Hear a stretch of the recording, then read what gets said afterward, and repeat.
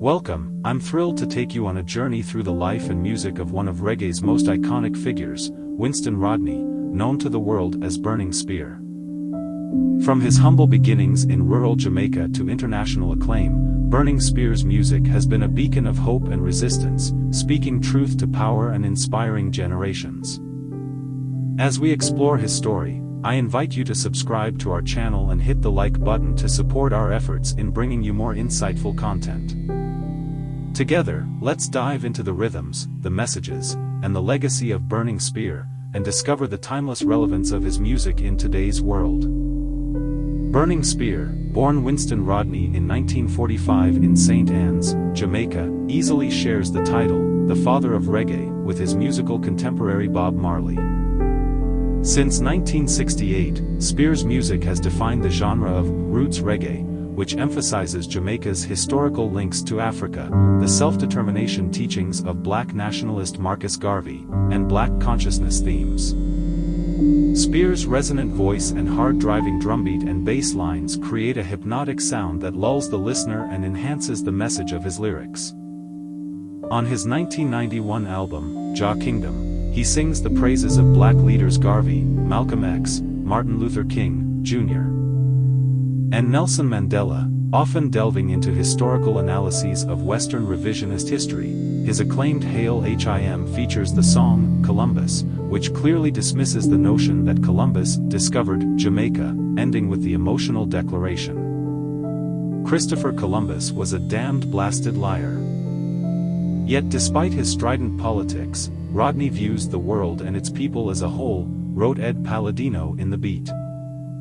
Through his everlasting belief in the ideals of Garvey and his preeminent concern for all of Africa's descendants, he has captured an even greater ideal for all of the human race. When he sings on World Power, yes we suffer, let's not talk about race, let's not talk about color, he surpasses labels and politics. Taking the name of controversial Kenyan freedom fighter and President Jomo Kenyatta, the Burning Spear, Rodney metaphorically unites his political beliefs with his Rastafarian faith, preaching an end to suffering and slavery for all people.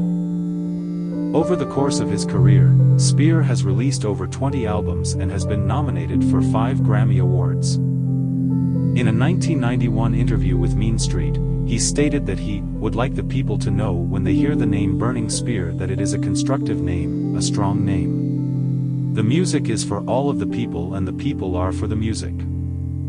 Considering his heavy emphasis on the importance of roots, it is no coincidence that Spear's greatest influences, Marcus Garvey and Bob Marley, also hailed from St. Anne's, Jamaica.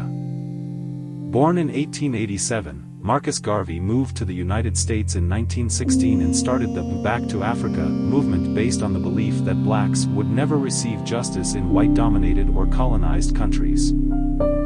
Throughout his musical history, Spear has blended the teachings of Garvey into his lyrics as a way of spreading the leader's message to the people. There was a time, however, when Spear was neither spiritually nor politically inspired. According to an interview in Melody Maker, the moment of his conversion to Rastafarianism, a mystical West Indian religious movement that centers on the end of black oppression and the promise of an African homeland, occurred early one morning when he had returned from a swim and was combing his hair.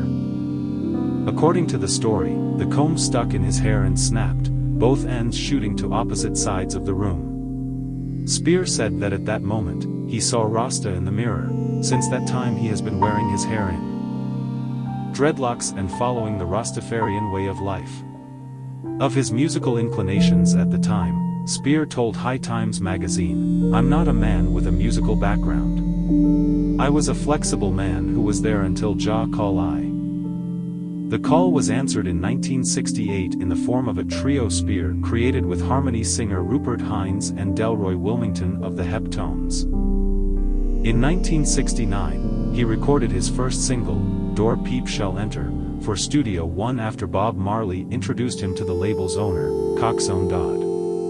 "I just run into Bob one day and as a St. Anne's man like myself, he told me that I should check out as a musical college," Spear mentioned in a 1991 press release.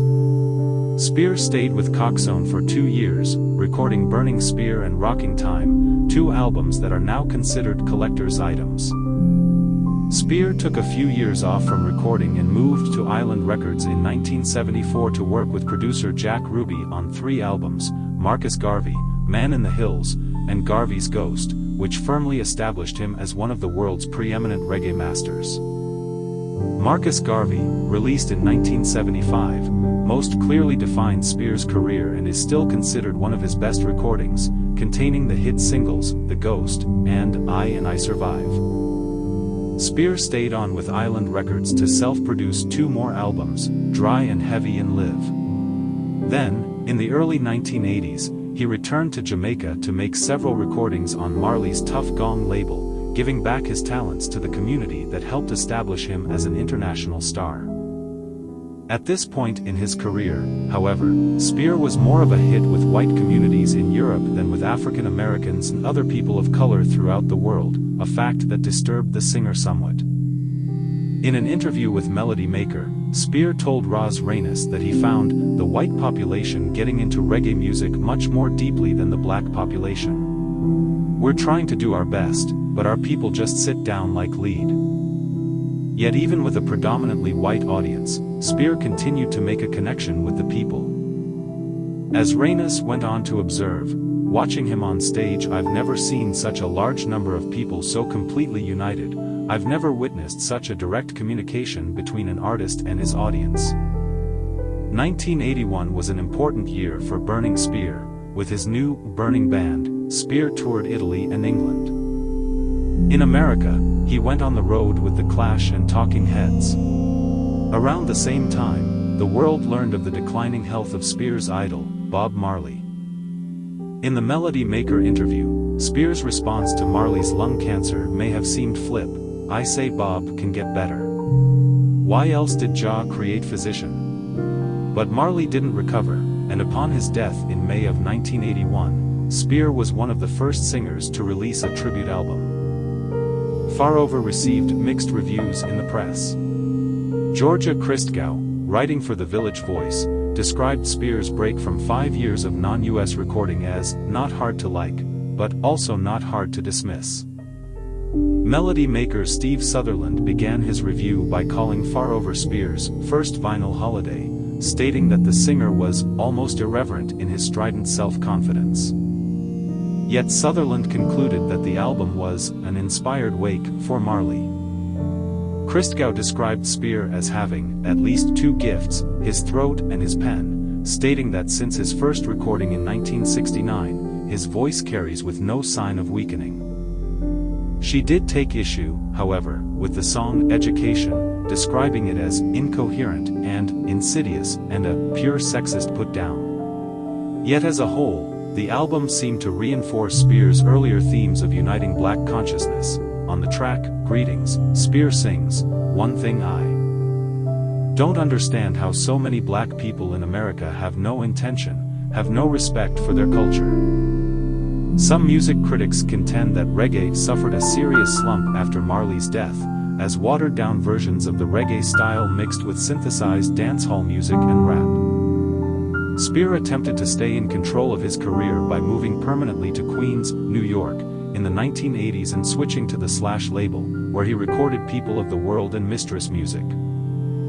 Randall Grass described these two albums in Musician as a stretch toward accessibility, without sacrificing his considerable substance. Back in 1985, Spear decided to expand his Burning band to include a brass section made up of musicians Pamela Fleming, Jennifer Hill, and Linda Richards. His 1989 double album Live in Paris Zenith 88 was a huge critical success. Village Voice contributor Ben Mapp wrote that Spear's output could either deconstruct your worldview, cause a revolution in your mind, or both, adding that the brass section's punchy attacks stung like killer bees. However, when Spear took his act on the road the next spring, troubles began to brew between the Burning band and its Burning leader. According to the Village Voice, Spear became dissatisfied with the growing melodic rhythms of bassist Devin Bradshaw, which he felt too closely mimicked popular reggae. As a result, Devin and his brother Anthony were kicked out of the band in Hamburg, Germany, halfway through their tour of Europe and Africa. Later in the tour, the brass section, Fleming, Hill, and Richards, left in support of their former bandmates. Spear apparently felt that the members of the brass section were also part of the bad weed. People have gone through a lot of changes since the 70s and 80s, but people think what they're hearing today is original. It's not, it's a copy of the original, Spear told the Jim Beal, Jr., of the San Antonio Express News in 1991. In the 1990s, Spear continued to promote his music as unspoiled by dancehall trends. Of his individual tenacity, Spear added, "Some of us have dropped out and couldn't maintain the resistance and have gone the other way. I give thanks and praise to the original Most High God Jah Rastafari for keeping eye on the original path from that time until this time." The path, however, was often rocky. In 1990, after 3 somewhat unevenly produced albums with Slash, Spear returned to Mango Island Records and released Mekwi Tweet, earning his 4th Grammy nomination for Reggae Album of the Year. With romantic songs like Woman I Love You and Say You Are in Love, Mekwi Tweet finished high on Billboard's top 10 list of world music records. Spear received the prestigious Jamaican Federation of Musicians Merit Award after he returned from headlining the 1990 Reggae Sunsplash Tour. Of his original Burning Band, Spear kept in close contact with drummer Nelson Miller, who helped produce many of the Reggae Masters' later efforts. Jah Kingdom, released in 1991, offers a return to Spear's original themes of spiritual devotion. Containing such tracks as Call on Jah, Praise Him, and When Jah Call, the album was described by Reggae Report as promoting incantations of faith and immaculate covenants of love. On the song, Tumble Down, Spear reaffirms his religious roots, singing, "Jah is my light, strength and energy." Jah Kingdom also contains Spear's cover of the Grateful Dead song, Estimated Prophet, which he originally recorded for Dedicated, a Grateful Dead tribute album that included artists Elvis Costello, Lyle Lovett, and Jane's Addiction. Throughout his career, Spear has struggled to maintain artistic integrity. In the early 1990s, he sought more control over his own promotion and business dealings with record labels. "Any time you are working with a company, you are sacrificing something," he told the Daily Californian in 1991. "You just can't lean back and say, okay, you are with this company, they are going to be taking care of everything. They ain't going to be doing that." Thank you for joining me on this journey through the incredible music of Burning Spear. If you enjoyed this video and want to see more content like this, please don't forget to like, subscribe, and hit the notification bell so you never miss an update. Your support means the world to me, and I can't wait to share more amazing music with you.